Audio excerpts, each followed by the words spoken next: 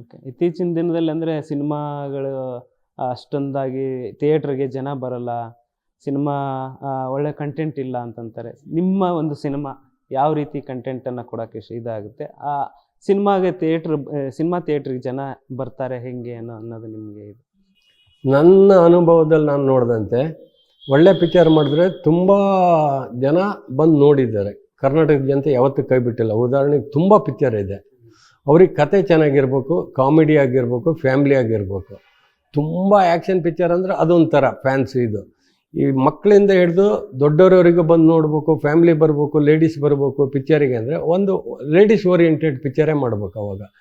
ಇದು ನನಗೆ ಅನ್ನಿಸ್ತಾ ಇದೆ ಲೇಡೀಸ್ ಓರಿಯೆಂಟೆಡ್. ಈಗ ತುಂಬ ಪಿಕ್ಚರ್ ಬಂದು ಹೋಗಿದ್ದಾವೆ, ಹಿಟ್ಟಾದ ಪಿಕ್ಚರ್ಗಳು ಲೆಕ್ಕ ಇಲ್ಲದೆ ಬಂದಿದ್ದಾವೆ. ಯಾಕಂದರೆ ನಮ್ಮ ರಾಜ್ಕುಮಾರ್ ಫ್ಯಾಮ್ಲಿಲಿ ಬರ್ತಾ ಇದ್ದಿದ್ದು ಎಲ್ಲ ಫ್ಯಾಮ್ಲಿ ವಾಚೇಬಲ್ ಪಿಕ್ಚರ್, ಎಲ್ಲ ಹಿಟ್ ಆಗ್ತಿದ್ದು. ನಾವು ಪ್ರಕಾಶ್ ಆ್ಯಂಡ್ ನಾರಾಯಣ್ ಜೊತೆಲಿ ಪಿಕ್ಚರ್ಗಳು ಮಾಡಾಗ ಜೊತೆಲಿ ಇದು ತೋರಿನ ತೋಟ್ಲಿ ಇರ್ಬೋದು, ಭಾಮ ಸತ್ಯಭಾಮ ಇರ್ಬೋದು, ತುಂಬ ಪಿಕ್ಚರು. ಈಗ ಖುಷಿ, ರಿಷಿ, ಮಿಲನ, ಪ್ರಕಾಶ್ ಜೊತೆಲಿ ನಾವೆಲ್ಲ ಕತೆಗೆ ಕೂತ್ಕೊಂಡು ಜೊತೆಲೇ ಇದ್ದು ಮಾಡ್ತಿದ್ವಲ್ಲ, ಎಲ್ಲ ಪಿಕ್ಚರ್ ಹಿಟ್ಟು. ಏನಂದರೆ ಫ್ಯಾಮ್ಲಿ ಎಂಟರ್ಟೈನ್ಮೆಂಟು. ನಾನು ನೋಡಿದಂತೆ ಈಗ ಇದರಲ್ಲೂ ಅಷ್ಟೇ ಪಕ್ಕಾ ಫ್ಯಾಮ್ಲಿ ಎಂಟರ್ಟೈನ್ಮೆಂಟು. ಈ ಮಕ್ಕಳನ್ನು ಜೊತೆಲಿ ಕೂಲ್ಸ್ಕೊಂಡು ನೋಡ್ಬೋದು, ಯಾರು ಮುಜುಗರ ಇರಲ್ಲ. ಈ ಎಂಟರ್ಟೈನ್ಮೆಂಟ್ ಕಾಮಿಡಿ, ಚೇರ್ ತುದಿಲಿ ಕೂತ್ಕೋಬೇಕು, ಆ ಥರ ಕಾಮಿಡಿ ಇರ್ತದೆ. ಸೆಂಟಿಮೆಂಟು ಇದೆ. ಈ ಒಂದು ಒಳ್ಳೆ ಕಥೆನ ಕಾಮಿಡಿಯಾಗಿ ಸೆಂಟಿಮೆಂಟಾಗಿ ನೀಟಾಗಿ ಕತೆ ಹೇಳಿದ್ದಾರೆ ಡೈರೆಕ್ಟ್ರು.